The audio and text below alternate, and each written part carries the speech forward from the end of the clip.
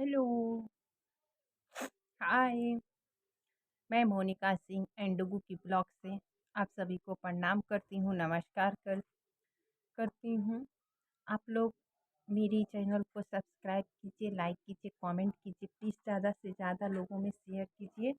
और मैं अपनी कुछ बीती हुई अतीत के बारे में बताना चाहती हूँ आप लोगों को। और मैं अपनी ज़िंदगी के बारे में बात बता रही हूँ, लेकिन पता नहीं इसमें क्या हो रहा है दूसरों को। कुछ हैं ऐसी कुतिया और कुत्ते जो उनकी बहुत ज़्यादा दिक्कत बढ़ गई है। मतलब कि इधर-उधर फ़ोन करके और सबको बोल रही हैं, ऐसी है, वैसी है।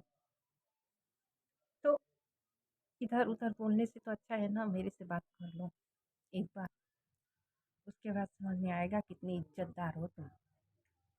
तुमको कितना बार बोलें, और समय आएगा तो पूरा खुल के बताएँगे, कौन हो, किसकी बेटी हो, तुम्हारे बाप का नाम क्या है और तुम्हारी माँ का नाम क्या है, तुम्हारे भाई का क्या नाम है, ठीक है?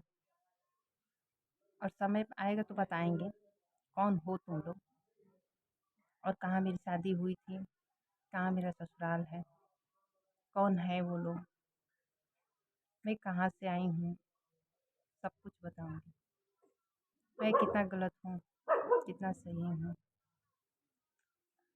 तो मेरी यही कहानी थी कि मेरे पति मुझे सही हुआ ना हो, तो मैं यही बता रही थी कि मेरे पति तो बात हुई थी उनकी, एक उनके दोस्त हैं, मैं तो बताई थी हम उसका नाम, जो है वो मुझे ये होता है ना सब ओझाई-सुखाई ये सब करते हैं, तो उसी के चक्कर में हमको ले गए थे बिहार, रानीगंज बैरिया, बनिया के आगे है। तो वहाँ पे मैं गई, मुझे बोले थे कि वहाँ पूजा कराना है, बहुत अच्छा है।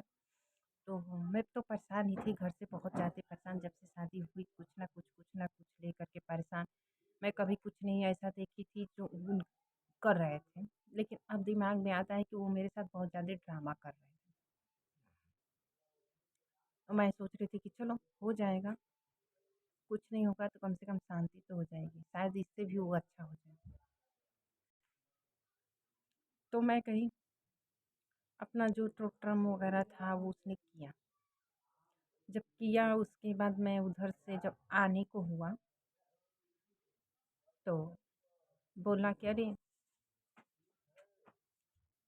हम अगर जिसके ऊपर कुछ कर देते हैं, कार्रवाई होती है, पता नहीं कैसे क्या होता है, कर देते हैं, वो इंसान कभी बच के अपने घर नहीं जाता है। से तुमसे मोह दया नहीं है कुछ, लेकिन इस बच्चे का है। बच्चा मेरा था वही 6 या 7 महीने का होगा, तभी का बात है। तो हमारा दिमाग तो बिल्कुल घूम गया। मैं सोची कि अरे! ये पूजा होने आया था या मुझे कुछ करवाने के लिए आया था। मैं बोली कि ठीक है, आप कर दीजिए, अगर आप करते होंगे तो आप कर दीजिए, और मुझे अगर मरना होता तो मैं मर जाती। देखिए, जब तक जिसको भगवान ज़िंदा रखेगा या उसकी दुआएँ रहेगी, तब तक तो इंसान किसी तरह तरीके से जिएगा, चाहे वो कितना भी संकट झेले या कुछ भी करे, लेकिन उसको तो जीना है। तो मैं वहाँ से, मुझे जब इतना सुनी तो मुझे बिल्कुल शॉट मार दिया। मेरी आँख से आँसू निकलने लगे। मैं बोली कि वाह रे पति! यही पति होते हैं।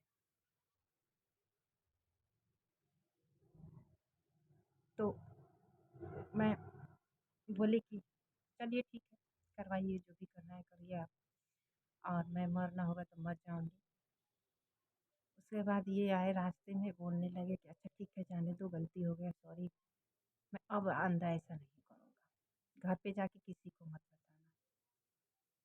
फिर भी मैं छिपा ली, बोली कि छोड़ो, पता नहीं, इंसान धीरे-धीरे ऐसे सुधरता जाए, क्योंकि सुधरेगा कहाँ से, वो तो दिन प्रतिदिन और बिगड़ता गया।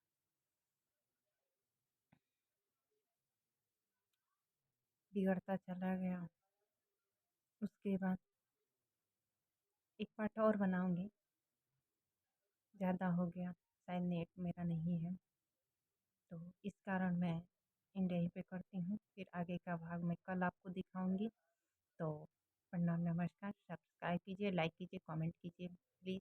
वीडियो को जितना हो सके उतना आगे बढ़ाएँ। और मैं अपनी कहानी स्वयं मैं बताऊँगी, अपनी कहानी हर एक कड़ी को छोड़ने वाली नहीं हूँ। उसमें मैं भी कितनी गलत हूँ और वो लोग कितने सही हैं और कितने गलत हैं, सब कुछ मैं बताऊँगी। अपनी ये नहीं कि मैं ढोंग